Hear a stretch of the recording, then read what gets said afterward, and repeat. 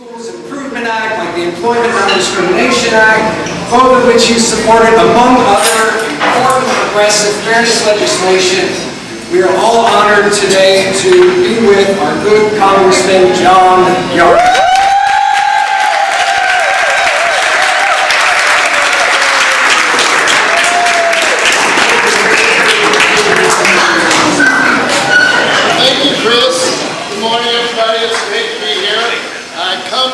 Indiana this morning. Not that. I've got a lot of trials and tribulations, but I haven't been over there this morning. So now I'm feeling the Hoosier pain. It's great to be here this morning and to help celebrate 20 years of fairness. I've got a few things to say, but one of the things before I begin is Chris mentioned Linda, and I have to, some of you heard me tell this story before, but the morning that we were, the day before we were going to vote on it in the house, Barney Frank came up to me, and he said, John, does this vote cause you any trouble? I'd like to talk to you about it. I said, Barney, not disregarding his more liberal ethical law than you proposing.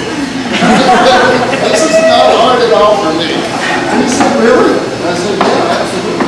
Ours is much broader than something that we're going to vote on today. So I was very proud of this community. And obviously, fairness was an enormous part of that achievement here. I think about these days what's going on with Occupy Wall Street. And I realize that what Occupy Wall Street is really about is making sure that the American dream is available to everyone. That's right. It's really about whether the odds are stacked against certain people or whether everybody has a fair shot. Yes. And one of the things we've been doing as House Democrats recently, because we're not doing a lot of legislating, for those of you who know how the House operates, if you're in the minority in the House, basically irrelevant in terms of policy. So we've been doing a lot of soul searching. And we went through this long process to try to determine whether there's anything, any common purpose that unites us.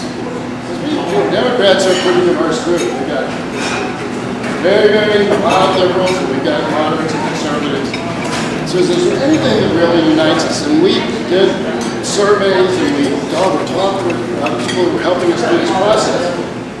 And what we finally concluded was that all Democrats, ones that participated, that our purpose really is to reignite the American dream. And we're in the American dream business, and we've got a lot of work to do.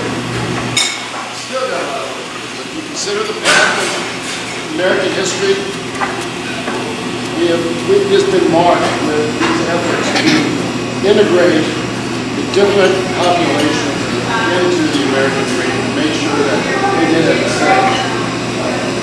the same possibilities as everyone else, whether it was African American slaves or women or gay and lesbian, bisexual, and disabled, all of these populations. It's been a constant effort to make sure that the American dream is accessible to everyone. In some ways it is, and in some ways it still is. And that's why we say that's our purpose, is to reignite the American dream. We're in that business, but we've got a lot of work to do. So, you know that because you're working every day to make sure that the American dream is available to everyone, regardless of sexual orientation, identity, whatever. And I'm very, very proud to have been such an ally of yours and to help you in the work that you do. So,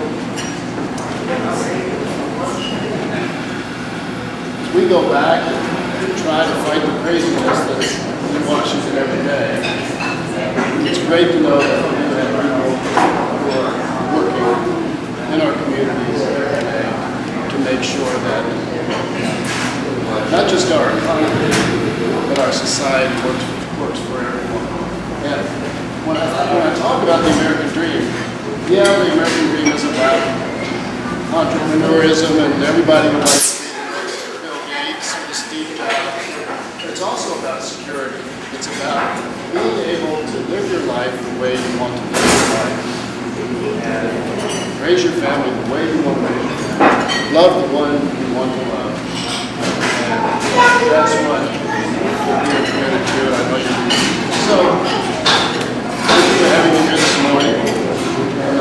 Later this speech, but and it's such a great joy for me to represent people who are so committed to their fellow citizens as you are. And thank you for that.